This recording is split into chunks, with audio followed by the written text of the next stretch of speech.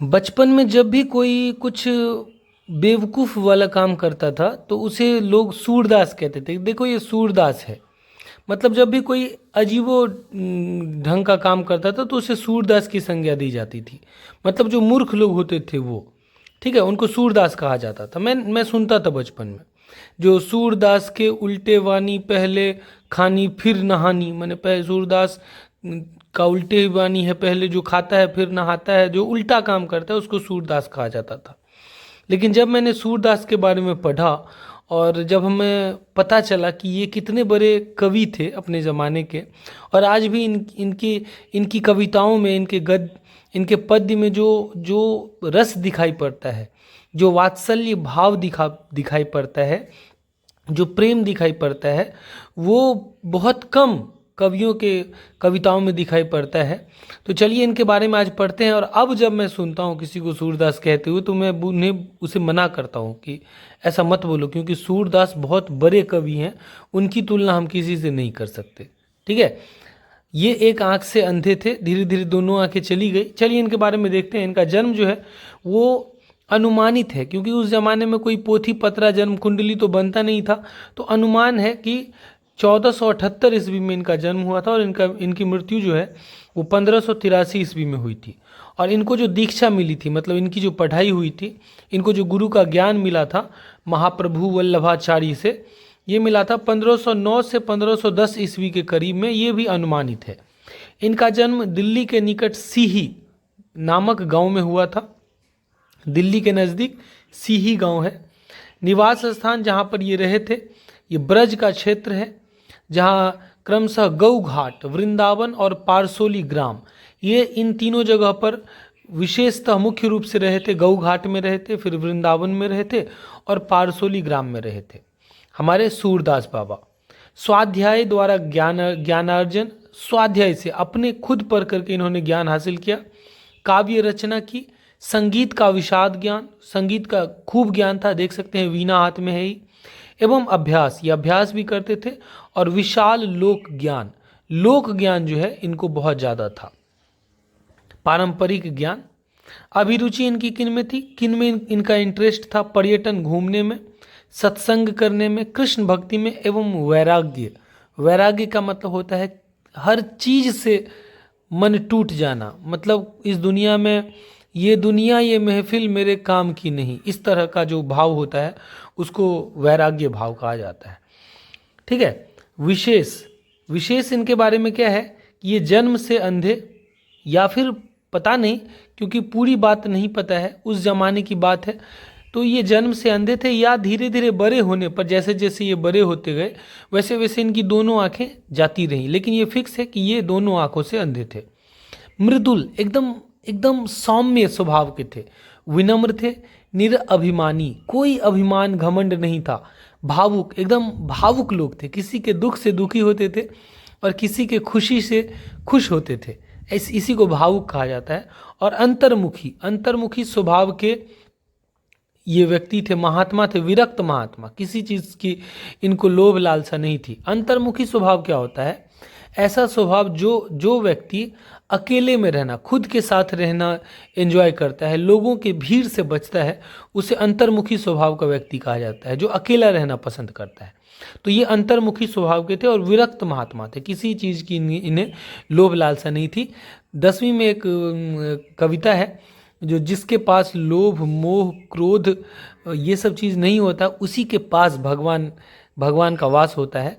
और इसी महात्मा, हमारे सूरदास बाबा जैसे जो लोग होते हैं, उन्हीं के पास असल में भगवान विराजते हैं। इनकी जो प्रमुख कृतियाँ थी वो कुछ किताबें हैं इनकी: सूरसागर, साहित्य लहरी, राधा रस केली और सूरसावली। सूरसागर कवि की विश्व प्रसिद्ध का प्रमुख आधार है। विश्व प्रसिद्धि, पूरी दुनिया में जो इनकी प्रसिद्धि हुई वो सूरसागर की वजह से हुई। इनकी रचना श्रीमद् भागवत, जो भगवत गीता है, की पद्धति पर 12 स्कंधों में हुई है। स्कंध मतलब अध्याय, एक अध्याय, दो अध्याय, उसी के आधार पर गेय पदों का विशाल संग्रह। गेय मतलब जिसको गाया जा सकता है। ठीक है। जागिए ब्रजराज कुंवर, ये गाना है, आप जाकर के यूट्यूब पर सुनिए, अच्छा लगेगा आपको सुनने में। ठीक है। तो इनका ये सब जो है ये गेय पद का विशाल संग्रह, ये गाने वाले किताब तो है लेकिन इनको आप गा सकते हैं, गाने वाले के अंदाज में लिखा गया है।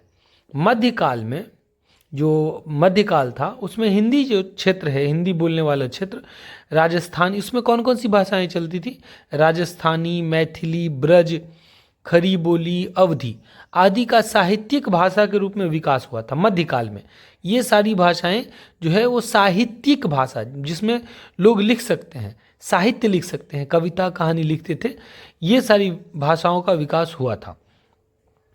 कौन कौन सी? राजस्थानी, मैथिली जो हम लोगों की भाषा है, अभी हमारी जो मातृभाषा है वो मैथिली है, ब्रज भाषा, खरी बोली और अवधी, ये सारी भाषाओं के रूप में विकास हुआ। इनमें ब्रज भाषा जो थी, ब्रज भाषा बहुत अच्छा लगता है सुनने में।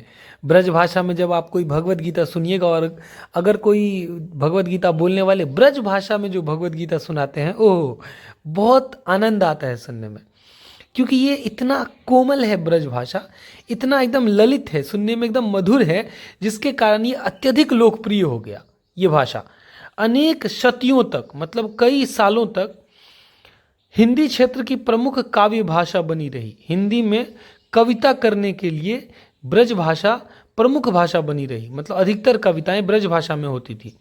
कृष्ण और उनकी लीलाओं की जातीय स्मृति संजोए ब्रज भाषा ब्रज की गोचारण प्रधान लोक संस्कृति का संबल पाकर फैल चली।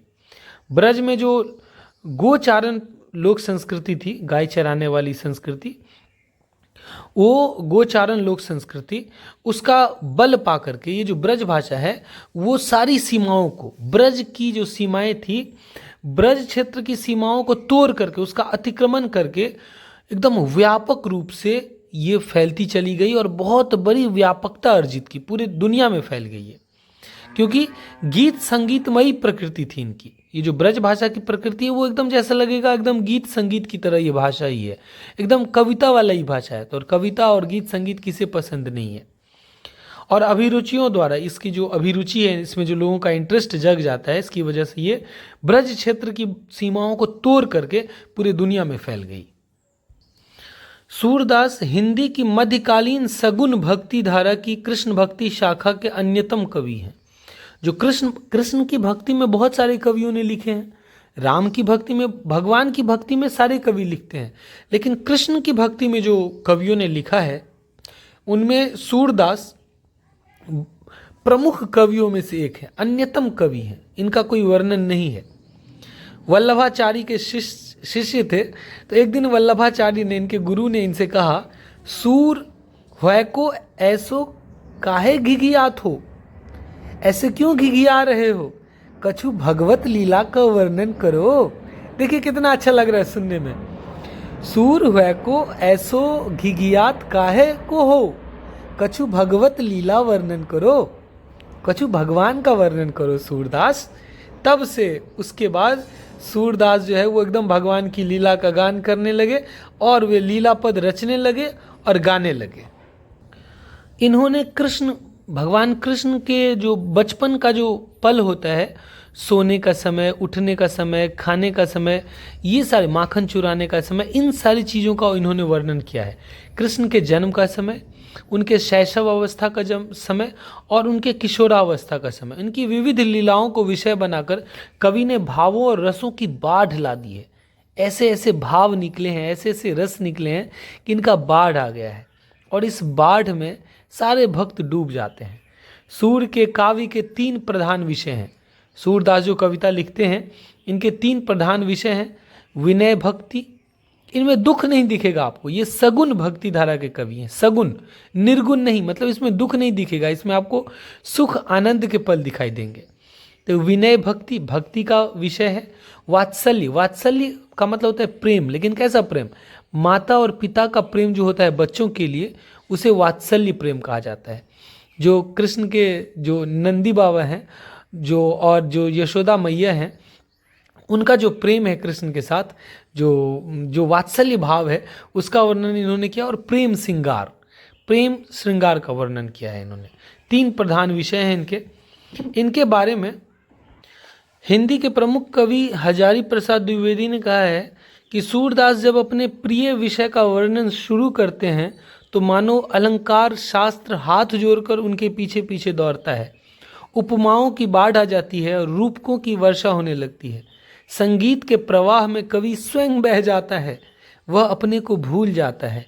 काव्य में इस तन्मयता के साथ शास्त्रीय पद्धति का निर्वाह विरले है। कविता में, काव्य में जिस तरीके से, जिस तन्मयता के साथ शास्त्रीय पद्धति बहती है, सूरदास के काव्य में ये मिलना बहुत ही विरल है, मुश्किल है। ऐसा भाव और ऐसा निर्वाह, ऐसा प्रवाह मिलना बहुत ही मुश्किल है। तो चलिए, यहाँ पर 2 पद्य दिए गए हैं, हम लोग उसको पढ़ते हैं, एंजॉय करते हैं, समझते हैं। जागिए ब्रजराज कुंवर, कंवल कुसुम फूले, कुमुद वृंद संकुचित भये, भृंगलता झूले। मुझे गाना नहीं आता है, बस मैंने ट्राई किया है। देखिए, यहाँ पर भूले लिखा हुआ है, लेकिन जो गाना यूट्यूब पर मैंने सुना उसमें झूले लिखा हुआ है, उसमें झूले बोलते हैं। तब ये भूले है कि झूले है, कोई बात नहीं, दोनों का अर्थ समझ लेते हैं। जो भी हो, दोनों का अर्थ कमाल का है।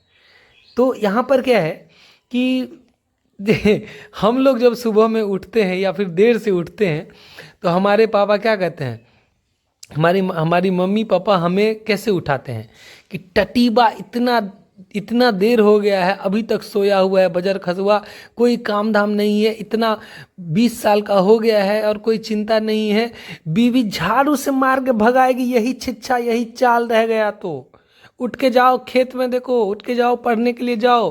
और पापा तो सीधा गरियाने लगते हैं, लात मार देते हैं। लेकिन वहीं पर यहाँ पर कृष्ण भगवान सोए हुए हैं और यहाँ पर जो यशोदा मैया हैं वो उनको उठाने के लिए आती हैं और कितने प्यार से उठा रही हैं। देखिए, वो कहती हैं कि जागिए ब्रजराज कुंवर, हे ब्रजराज कुंवर, कुंवर मतलब राजकुमार, ब्रजराज ब्रज के राजा, हे राजकुमार उठिए, देखिए क्या सब हो रहा है। कमल कुसुम फूले, जो कमल का फूल है वो एकदम फूल चुका है, खिल चुका है। कुमुद वृंद, कुमुद जो है वो कुमुदनी फूल का ही नाम है, कमल से थोड़ा छोटा होता है लेकिन बहुत ही सुंदर लगता है दिखने में। और वृंद का मतलब होता है झुंड, समूह। देखिए, कुमुदनी फूलों का जो समूह है वो भी खिल चुका है। कुमुद वृंद संकुचित भय, भृंग लता भूले या झूले।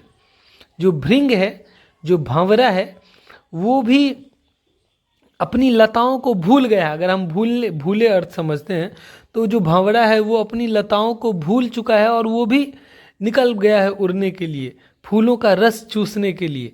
या फिर झूले समझे तो भंवरा भी झूल रहा है और लताएं भी झूल रही हैं। उठिए, देखिए।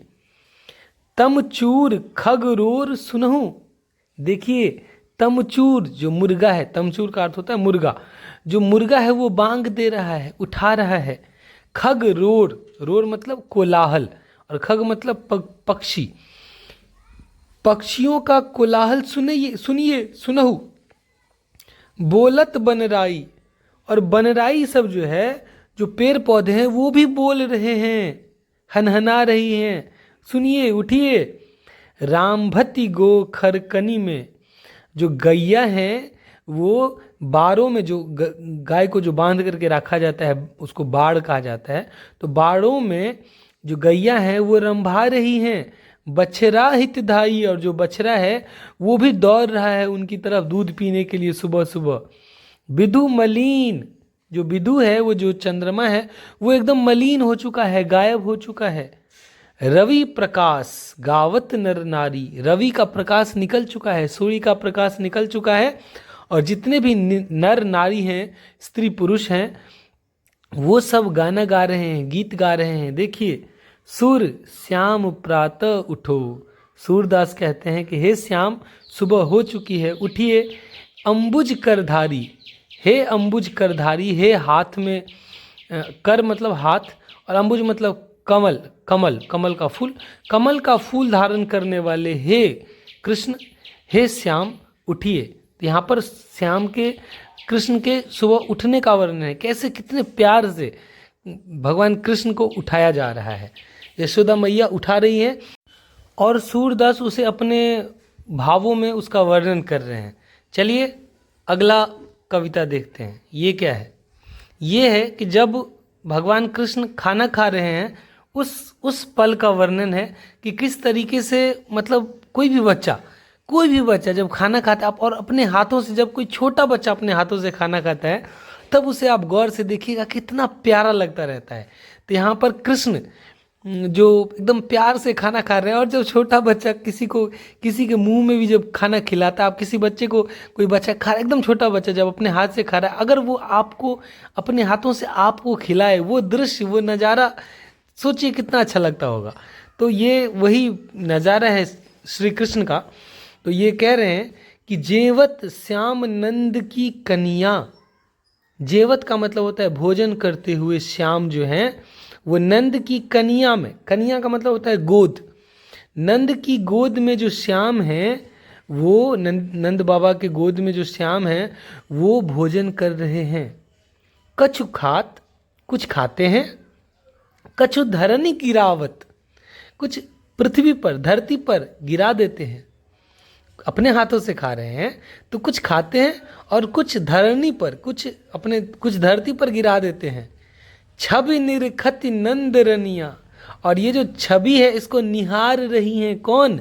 नंद बाबा की जो रनिया है, जो नंद बाबा की जो पत्नी है यशोदा मैया हैं, वो इस छवि को, इस दृश्य को, इस नज़ारे को निहार रही हैं। आहा, बरी बरा बेसन, बरी बना है, बेसन का बरी बरा सब बना है। बरी आपने खाया होगा, भात दाल के भोज में लास्ट में बरी दिया जाता है, हम लोगों को भोज में दिया जाता होगा, आप लोग देखे होंगे। तो बेसन का बरी बरा सब बना हुआ है। बहुभांतिनी, बहुत प्रकार के व्यंजन, विविध प्रकार के व्यंजन बने हैं। अगनिया मतलब अनगिनत व्यंजन बने हैं। डारत खात लेत अपने कर, अपने हाथ से खा रहे हैं और अपने हाथ से गिरा भी रहे हैं।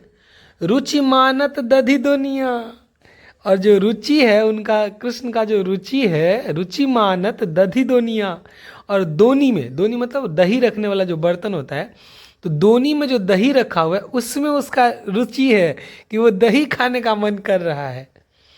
मिश्री दधि माखन मिश्रित करी, मिश्री दही और माखन, दही मक्खन और मिश्री को मिश्रित करके, उसको मिला करके, मुख नावत छवि धनिया, और ये जो मुंह में डालती हुई जो छवि है, जो कृष्ण छोटे से छोटा हाथ और वो मिश्री माखन और दही को मिला करके जो एकदम खा रहे हैं, मुंह में लग रहा है, हाथों में से टपक रहा है, मुंह में पूरा लगा हुआ है, छोटा सा प्यारा सा मासूम सा, एकदम पूरी दुनिया की खूबसूरती उसमें घुस गई है।